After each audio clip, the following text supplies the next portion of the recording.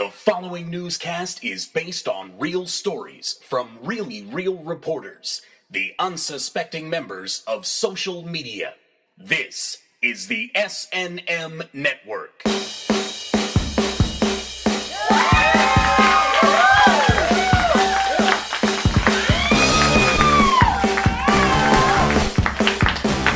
Hello and welcome to the SNM Network, the only weekly newscast reported by you, the wide world of social media. Hey, I'm Colin Cosell, and I'm very happy I just won a bronze in rowing. Gross. We kick off this week with politics as Comfy Mittens Romney announced his vice presidential pick, introducing Paul Ryan as your next president. It's actually what he said. Does he know something we don't? All right. Our coverage begins with Witstream's Rob Fee reporting on the Democratic reaction with, wow, he picked Paul Ryan, mumbles Obama as he glances over at Joe Biden, covered in sweat, wearing a cape, baffled by a Capri Sun straw. In fairness, the Capri Sun straw was just as baffled by Joe Biden. Nah. Next up, Twitter porter Nickadoo LA. Nickadoo love. No, it's Nickadoo LA. Sorry, guys. Anyway, he notes that Paul Ryan looks like someone who'd be really excited to talk to you about car insurance. Like a good VP, Paul Ryan is there, and now you can't afford insurance. Boom. That's how it goes. And finally, let's take a look at the Romney-Ryan ticket with one of the many pictures spreading on social media. It says, oh, if God hates gays, then why are we so cute? They sure are handsome. And why do I have this sudden urge for a chicken sandwich? Chick-fil-A. No, it's Chick-fil-A.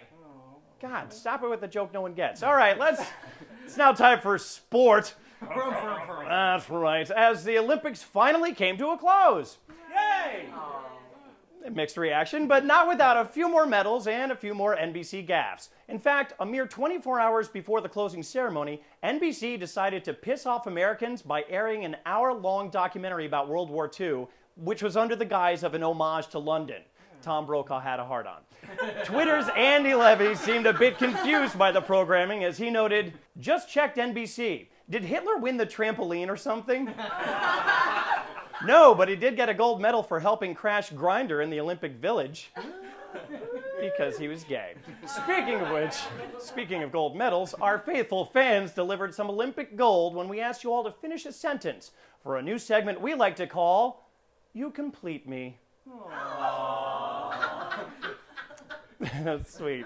This week's sentence was, the thing I'll miss most about the Olympics is, and we begin with Twitter's Steffi Spice, who, with great sadness, will miss tiny Speedos.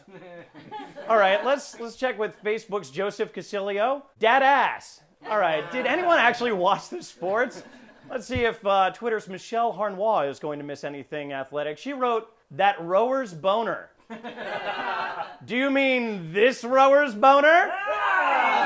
Hi, I'm American rower Henrik Rummel. You know what really turns me on? Third place. That's really freaking gross. Anyway, let's get away from the sports because that's not working out for us. Next up is Facebook's Mario Morgado, who says he'll miss Matt Lauer. Just can't get enough of his charisma, charm, and wit. Do I detect some, I don't know, sarcasm? No one liked you, Matt Lauer. Sorry. Keeping with broadcaster hatred, Twitter's Chris Homsley 1 will miss the stress relief from yelling at Costas. No argument there. And finally, despite most people taking issue with the opening and closing ceremonies, Facebook's Christopher Sheeran said he'll miss the Spice Girls sounding like a bag of kittens on fire. How sure are you it wasn't One Direction, which is a band I didn't know existed until the Olympics? Either way, thank you all for your submissions. And even though you might miss the Olympics, just remember this. You complete me. The softer side of S&M. We move on to entertainment news, where this week, country legend Randy Travis. Country legend. Do people actually know who Randy Travis is? All right. Well, he's a legend. He stunned the music world with his arrest for drunk driving in a 98 Trans Am. Naked. We can only assume he was acting out one of his or one of many country songs. But Arsenio Official, yes, it's really Arsenio Hall, who tweeted his approval with, "Next time I hear about a Randy Travis Grammy after party, I'm going." And here they are, Arsenio's balls. Bad Spice Girl. Why? Why would you do that? But it was really too bad for Twitter's Being Theo. She really missed out on it as she tweeted, "Was supposed to go drinking with Randy Travis, but he had to cancel. Guess I'll put my clothes back on." And that's actually why the SNM Super Crew no longer is allowed to drink tequila before the show. Aww. I'm just kidding. We have someone here. Yeah. You're welcome. And finally, in other news, Papa John's CEO announced price increases, which he blamed on Obamacare, and not the price of gasoline, which they put into their garlic sauce. It'll tear apart your insides, for real. Twitter porter Filthy Richmond predicts dire consequences with her tweet, "Papa John's 11-cent price increase will devastate the neckbeard community." You know what's even more devastating? The fact that under the proposed GOP health plan, neckbeards are considered a pre-existing condition. So good luck with Paul Ryan. Well, that's going to do it for this week's SNM Network broadcast. Be sure to tune in next week on SocialNewsMedia.net to get the best news coverage around. And if you'd like to be a reporter or contributor, just follow us on Twitter and Facebook. And hell, subscribe to us on YouTube. We don't care. For all of us at the SNM Network, I'm Colin Cosell reminding you to watch what you say, because neckbeards. Yeah! We are. Because we are.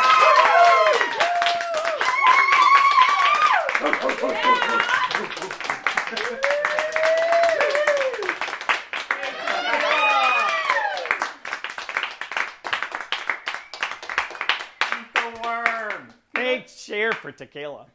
Congratulations on your bronze.